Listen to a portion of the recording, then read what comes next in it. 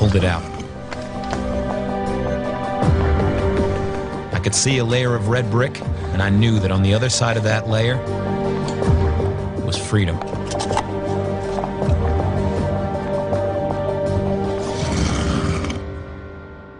But after the new paint job, some of the deputies became a lot more prickly about any specks of dirt on the walls. Deputy Miller was a new deputy. He seemed to be really picky and prissy about anything being dusty or dirty.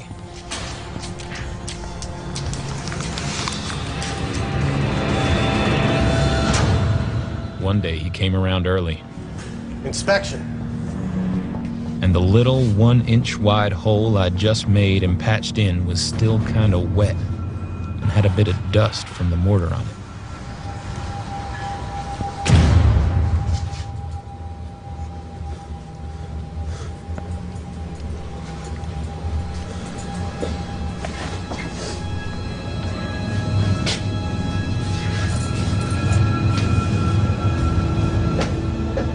The deputy noticed that little spot and touched it.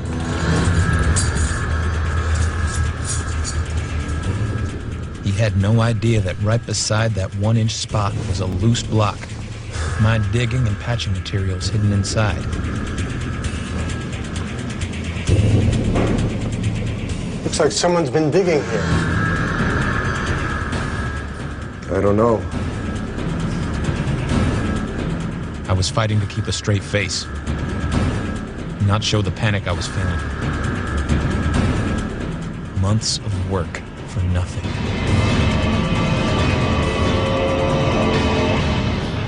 I felt like my heart was pounding out of my chest, and I was about to hyperventilate. It'd be good if you get someone to fix it. I don't want to get blamed for it.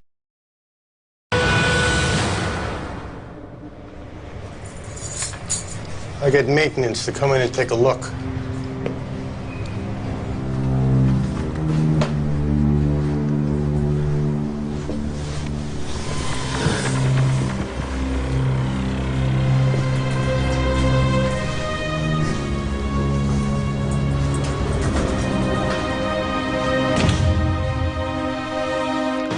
This was on a Friday, and I knew that by Monday afternoon someone would come and look at that wall, and I'd be in the hole.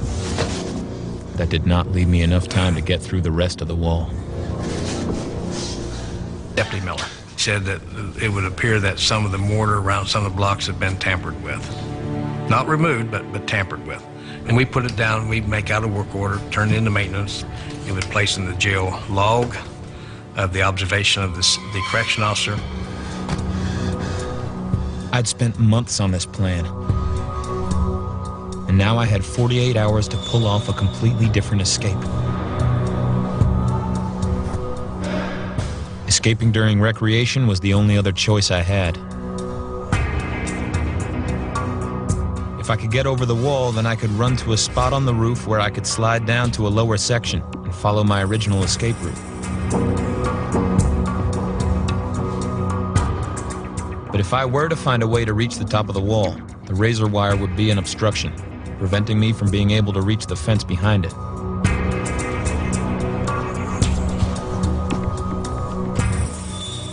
I could use the metal slats to solve the problem. I had about 20 in my wall. I bent them into S shapes. I ripped up the sheets and braided rope, then attached the hooks to pieces of the rope. I'd use them to pin back the razor wire so it wouldn't snag me. I also braided a rope ladder that would hang from a hook from the fence with a band of newspaper to stiffen the steps.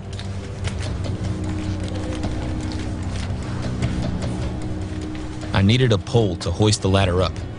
I used 4 3-foot sections of rolled up paper that could fit together into one long pole, about 12 foot long. On what would be the top section of the pole, I rigged an arm coming out off the tip of it at an angle of about 120 degrees.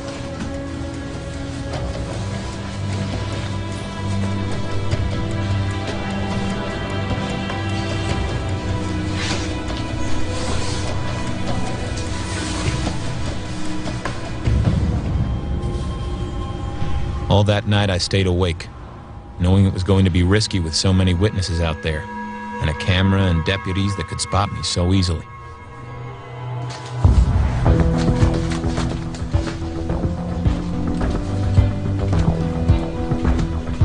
By Saturday morning, I had everything together, and I was ready for them to let us go to recreation.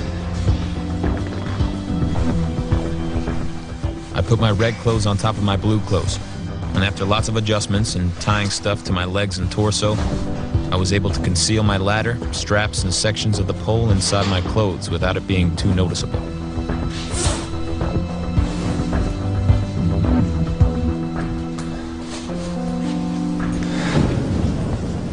Getting past the desk was the first step. I was hoping they wouldn't break their habit and search me.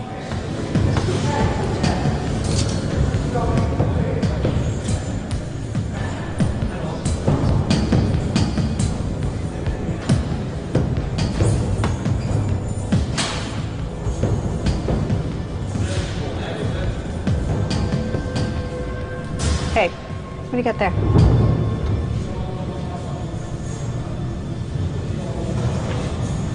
You can't take anything into the yard. I had to keep calm. This was my one chance. On Monday, they will discover what I've been doing, and they'll put me back in solitary, and I'll stay there until I get convicted.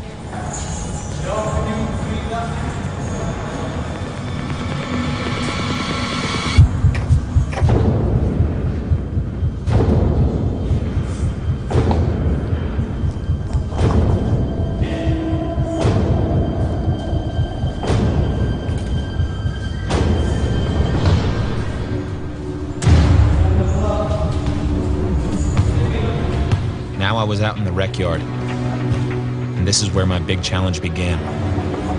Recreation was only 1 hour, and I knew if I got away, it would be in the first 10 minutes, while they were still busy with paperwork.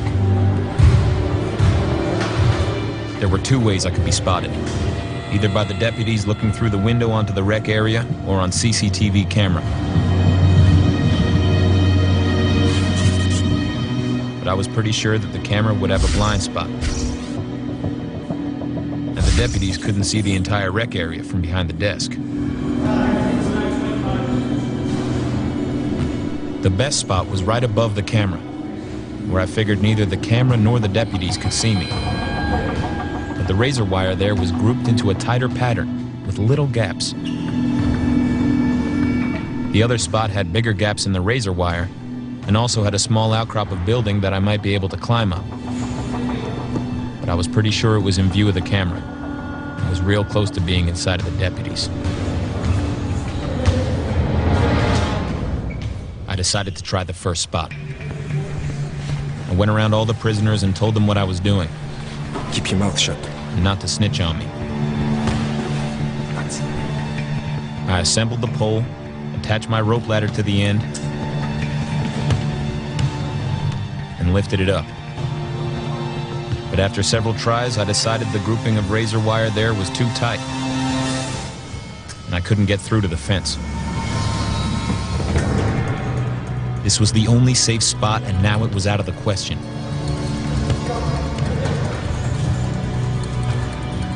Now I was worried. I was much more likely to be seen by the deputies in the other spot. And it was in full view of the camera.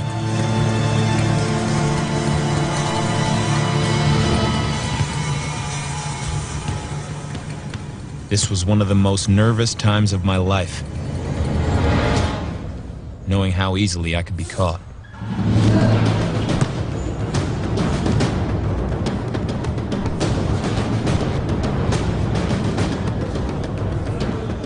I positioned myself next to the small outcrop of building. I had to work as quickly as possible and hope that by the time they noticed, it would be too late. I reassembled the pole.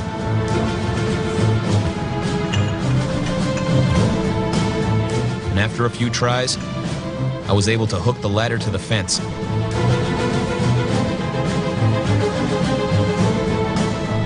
I used the building to help myself up. I climbed up, hooked one leg over an upper ladder step to hang on, and used my hands to work with the razor wire and make an opening. Then my prison uniform got snagged, so I had to leave it hanging there, like a red flag.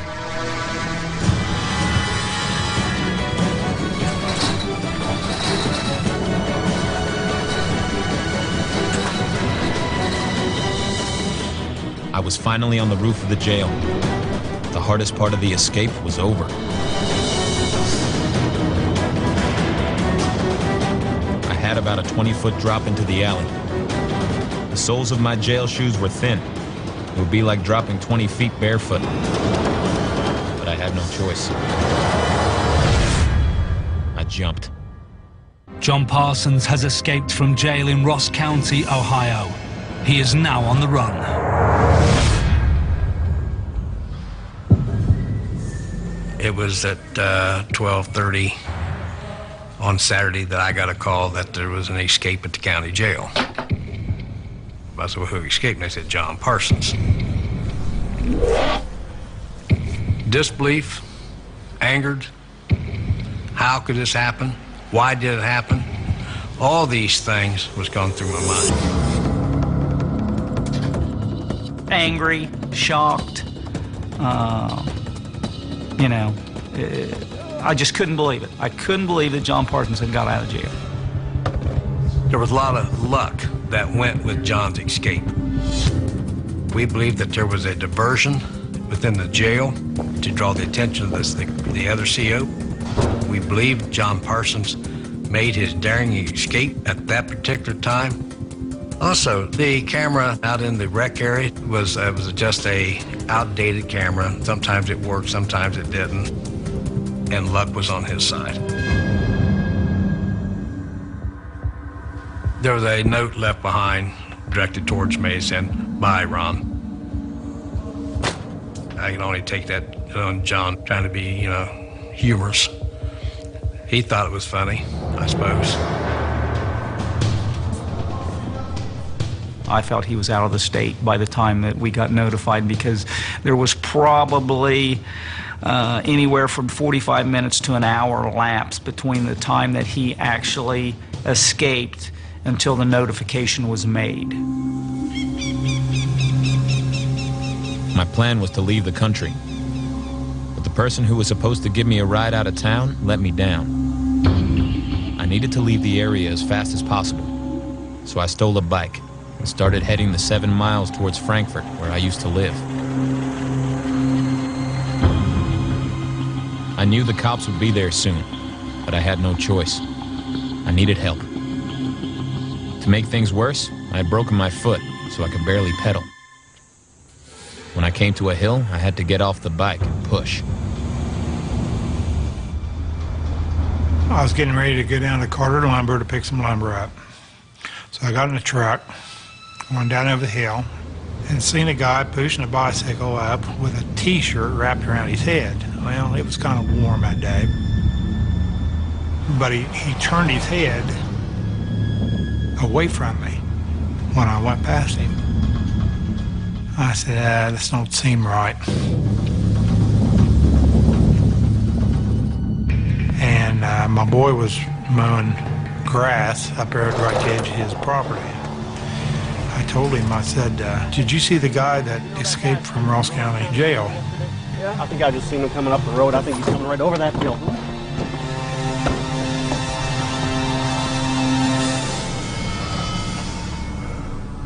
So we stood there for a few minutes. There he is, there he is. And he come up around the corner. That's him, there's no doubt that's him. And then all of a sudden he looked up, and as soon as he looked up, he knew we was watching him. So my boy took off running down there where he'd went in the woods, off the side of the road. Scott got on his cell phone right then and called 911. I'd been chief for 7 years, and that's the first time I ran from my house, lights and siren in my car. We responded immediately to that scene, and we're at the exact location where John Parsons had went into the woods off the